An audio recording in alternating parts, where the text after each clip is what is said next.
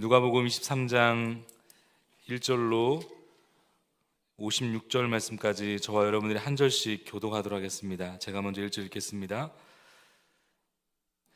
무리가 다 일어나 예수를 빌라도에게 끌고 가서 고발하여 이르되 우리가 이 사람을 보매 우리 백성을 미혹하고 가이사에게 세금 바치는 것을 금하며 자칭 왕 그리스도라 하더이다 하니, 빌라도가 예수께 물어 이르되 내가 유대인의 왕이냐? 대답하여 이르시되 내 말이 옳도다.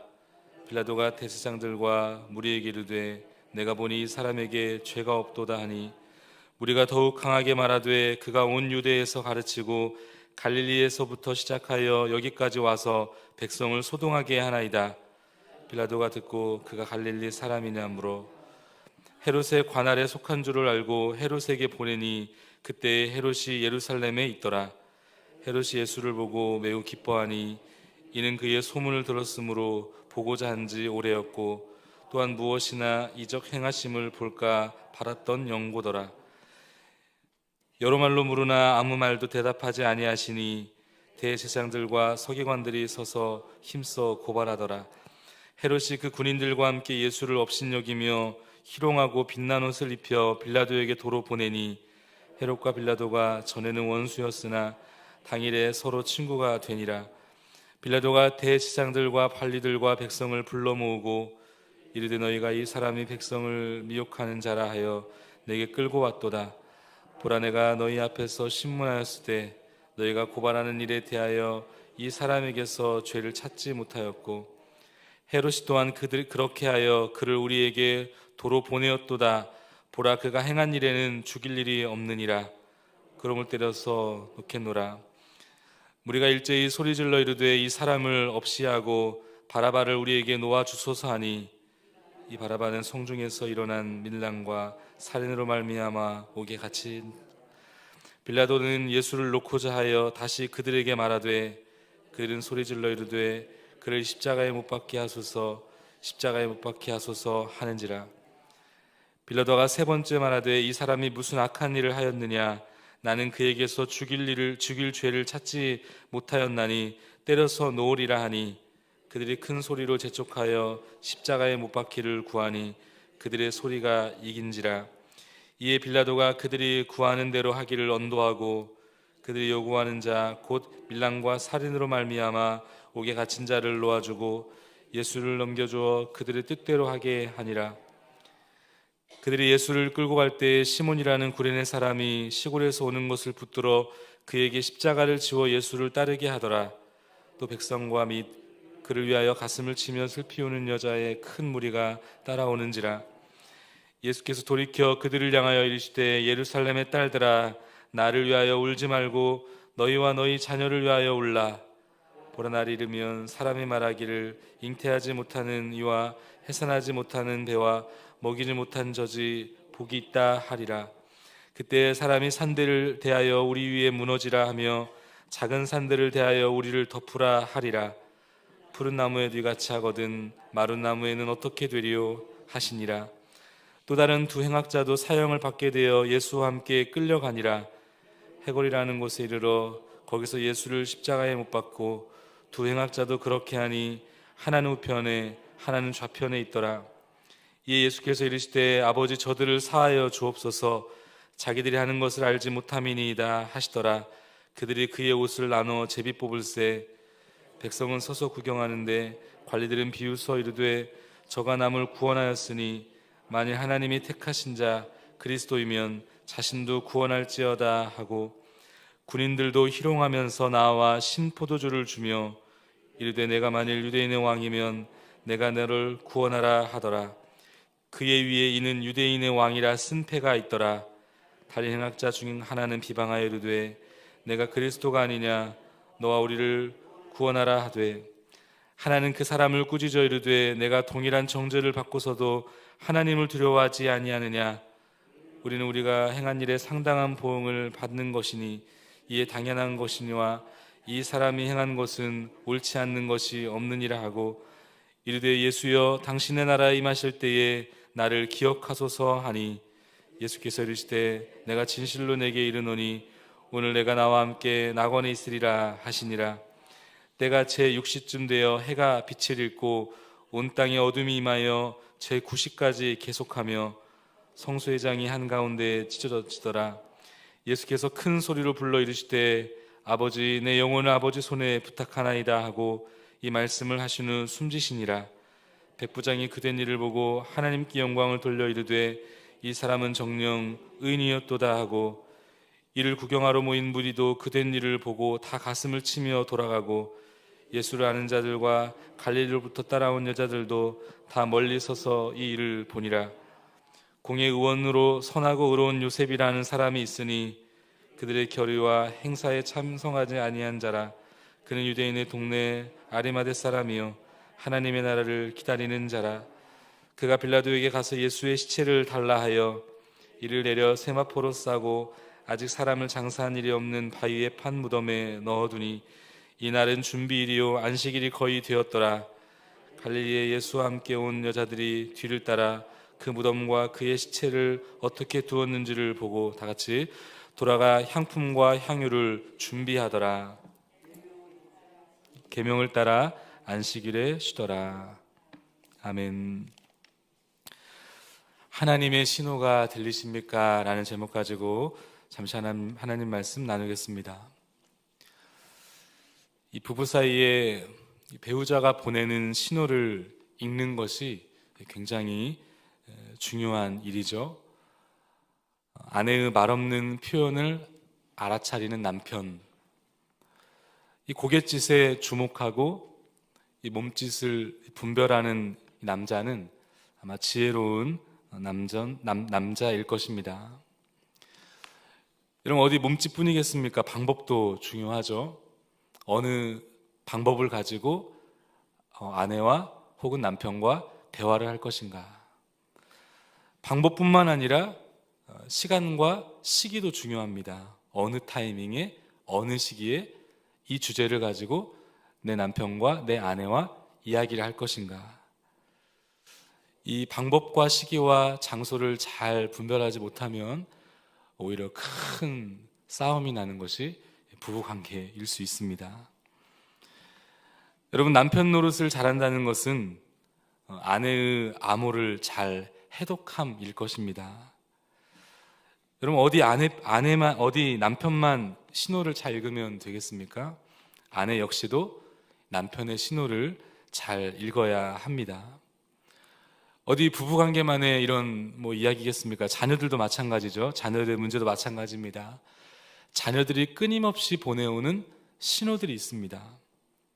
자녀들이 부모에게 보내는 언어들 혹은 태도들, 몸짓, 표정, 이런 자녀들이 수없이 보내는 이 무언의 신호들을 잘 읽어주고 그 적절한 타이밍과 적절한 시간에 잘 반응해 주는 것, 그것이야말로 아마 최고의 지혜로운 부모일 것입니다.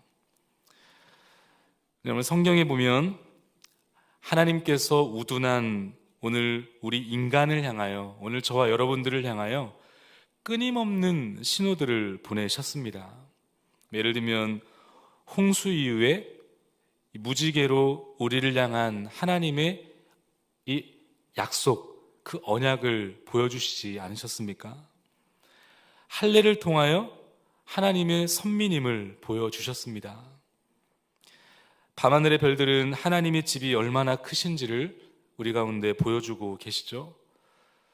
성찬식을 통해서 죽음의 신호를, 세례를 통해서 영적 출생의 신호를, 이러한 신호들을 통해서 우리는 이 깊은 영적인 진리를 상징적으로 보게 됩니다. 하나님의 신호죠. 그런데 오늘 이 본문에 보면 그 중에서도 가장 매서운 신호가 있었습니다. 바로 오늘 본문에 기록되어 있는 예수님의 십자가, 특별히 이 죄패가 그것입니다. 오늘 본문 특별히 38절 말씀에 이렇게 기록되어 있죠. 그의 위에 있는 유대인의 왕이라 쓴 패가 있더라. 그의 위에 있는 유대인의 왕이라 쓴 패가 있더라. 이 예수님의 십자가 위에 있는 이 죄패, 이것은 어찌 보면 하나님의 매서운 신호였을지도 모르겠습니다. 이 요한복음 19장 19절 이하에 보면, 이 본문의 병행 구절인 이 요한복음을 보면 이 죄패는 이 빌라도에 의해서 쓰여 붙여졌는데 이렇게 기록되어 있습니다. 빌라도가 패를 써서 십자가 위에 붙이니 나사렛 예수 유대인의 왕이라 기록되었더라. 계속해서 제가 몇 구절 읽겠습니다. 요한복음 19장 20절입니다. 예수께서 못 박히신 곳이 성에서 가까운 고로 많은 유대인이 이 패를 읽는데 히브리와 로마와 헬라말로 기록되었더라. 유대인의 대제사장들이 빌라도에게 이르되 유대인의 왕이라 쓰지 말고 자칭 유대인의 왕이라 쓰라 하니 빌라도가 대답하되 내가 쓸 것을 썼다 하니라. 오늘 이 본문을 동일한 사건을 약간 다른 관점에서 기록된 이 요한복음에 보면 이 예수님의 머리 위에 죄패가 붙여져 있는데 이 빌라도가 이것을 쓴 것으로 보입니다. 그런데 이때 유대인들이 한 가지를 요구합니다. 자칭 유대인의 왕이라 써라, 이렇게 요구를 하죠. 그런데 빌라도는 이 말을 듣지 않았다고 기록하고 있습니다. 유대인의 왕이라 쓰지 말고 자칭 유대인의 왕이라 쓰라 했는데 이 빌라도는 그렇게 하지 않고 오늘 이 본문의 기록처럼 유대인의 왕이라 썼습니다. 여러분, 왜 빌라도가 유대인의 요구한 대로 왜 자칭 유대인의 왕이라 그렇게 쓰지 않았을까? 아마도 이 빌라도는 이 죄패를 통해서 이 유대인들을 위협하고 조롱하려고 했던 것으로 보입니다. 이런 의미였겠죠. 유대인의 왕의 결말이 이것이다. 너희들이 그토록 말하는 이 글을 로마인들이 이렇게 처치했다. 너희들의 왕이 노예가 되었고 십자가에 못 박힌 죄인이 되었다. 아마 이렇게 빌라도는 이 죄패를 통하여 유대인들을 조롱하고자 했을 것입니다. 그러나 우리 하나님께서는 여기에 분명한 다른 뜻을 숨겨놓고 계셨던 것으로 보입니다. 하나님께서는 이 죄패를 통해서 어느 한 사람의 영혼에 주목하고 계십니다. 그리고 그 영혼을 향하여 이 신호를 보내고 계십니다. 여러분, 그 한 사람이 누구였을까요? 오늘 이 본문에 기록된 바로 십자가에 못 박혀 있는 강도 한 사람입니다. 오늘 본문을 기록한 누가는 이 죄패와 그 죄패를 읽은 이 강도 사이를 의도적으로 연결시켜 주고 있습니다. 38절 말씀에 그의 위에 이는 유대인의 왕이라 쓴 패가 있더라.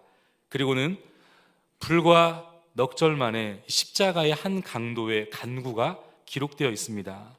42절 말씀인데 이렇게 기록하고 있죠. 이르되 예수여 당신의 나라에 임하실 때에 나를 기억하소서 하니. 하나님의 나라에 임할 때에 나를 기억해달라. 여러분, 그렇습니다. 이 예수님의 죄패는 바로 한 영혼, 이 예수님의 십자가의 이 사건의 현장에 있었던 바로 그 한 영혼에 오늘 이 본문은 포커싱되고 있습니다. 십자가에 매달려 있는 한 강도를 향한 하나님의 매서운 메시지였습니다. 이 죄패를 통해서 하나님의 구원과 전혀 상관이 없는 바로 이 십자가 위에 못 박혀 있는 또 다른 한 죄인, 한 강도를 극적으로 구원하시기 위한 하나님의 매서운 신호였을 것입니다. 여러분, 어찌 이것이 이 한 강도만을 향한 메시지였겠습니까? 아닙니다. 이 죄패는 온 세상을 향한 하나님의 매서운 신호였습니다. 앞서 이 본문의 병행 구절인 요한복음 19장 19절과 20절 말씀을 여러분 다시 보시면 이렇게 기록하고 있습니다. 빌라도가 패를 써서 십자가 위에 붙이니 나사렛 예수 유대인의 왕이라 기록되었더라. 20절 예수께서 못 박히신 곳에 성에서 가까운 고로 많은 유대인이 이 패를 읽는데 그 다음에 이렇게 기록하고 있죠. 히브리와 로마와 헬라 말로 기록되었더라. 그러니까 이 죄패는 당시에 세 가지의 언어로 기록되었다고 기록하고 있습니다. 히브리와 로마와 헬라말. 여러분이 세 가지의 언어로 왜 이 죄패를 기록하게 했을까요? 당시의 히브리어는 이스라엘의 종교의 언어였습니다. 라틴어는 당시의 법률과 정치의 언어였습니다. 그리고 헬라어는 그리스어, 당시 문화의 언어였습니다. 그러니까 이 죄패를 통해서 지금 무엇을 말씀하고 싶었던 것일까요? 이 죄패의 세 가지의 메시지 언어를 통해서 하나님께서는 각 나라의 사람들에게 그 각 사람의 언어들로 예수 그리스도가 참 왕이시다라는 사실을 이 죄패를 통해서 말씀하고 싶었던 것은 아니었을까? 하나님의 매서운 신호였습니다. 여러분, 오늘도 하나님 우리를 향하여 이 매서운 신호를 여전히 보내고 계십니다. 때로는 풍요의 언어를 통해서, 때로는 고난과 궁핍이라는 언어를 통해서. 하나님은 구원받을 만한 가치가 없는 이 한 사람 강도에게조차도 그 긴박한 십자가의 죽음의 현장 속에서 매서운 신호를 보내고 계셨습니다. 모든 사람이 등을 돌린 십자가의 현장에 이 세 가지의 언어를 통하여 하나님께서는 온 인류를 향하여 말씀하고 계셨습니다. 바로 그분이 오늘 저와 여러분들의 하나님이신 줄 믿습니다. 오늘 하나님께서는 오늘도 여전히 우리 가운데 매서운 신호로 말씀하고 계십니다. 여러분, 그 하나님의 신호에 민감하게 반응하며 순종하는 삶, 그것이야말로 오늘 하나님의 사람들이 이 땅을 살아낼 분명한 중요한 진리라는 사실을 여러분 믿을 수 있기를 바랍니다. 오늘도 십자가 앞에 나아가면, 은혜의 보좌 앞에 나아가면 오늘 우리를 향하여 간구하시며 붙들고 계시는 바로 그 예수 그리스도가 보이게 될 것입니다. 오늘 이 아침에도 은혜의 보좌 앞에 나아가 예수 그리스도 앞에 우리의 문제와 삶을 주 앞에 간구하시며 오늘 이 하루를 살아가면서 끊임없이 우리 가운데 보내시는 하나님의 매서운 신호 앞에 민감하게 순종함으로 반응하는 오늘 저와 여러분 될 수 있기를 주님의 이름으로 축복합니다. 우리 함께 주신 말씀 붙들면서 우리 기도하기를 원하고, 또 몸된 교회와 사랑하는 담임 목사님, 또 원로 목사님, 우리 귀한 장로님들과 또 우리 귀한 목자들, 우리 몸된 교회 특별히 믿음의 귀한 다음 세대들을 위해서 우리 함께 기도하실 때 하나님 몸된 교회를 통하여 영혼을 살리고 영혼을 세우는 하나님께 쓰임받는 귀한 교회가 될 수 있도록 은혜를 달라고, 또 이 나라와 민족과 열방을 위해서도 우리 함께 기도해 주시면 감사하겠습니다. 우리 함께 기도하실 때 간절한 마음을 담아서 우리 주님의 이름 한번 부르짖고 기도하며 나가겠습니다. 주여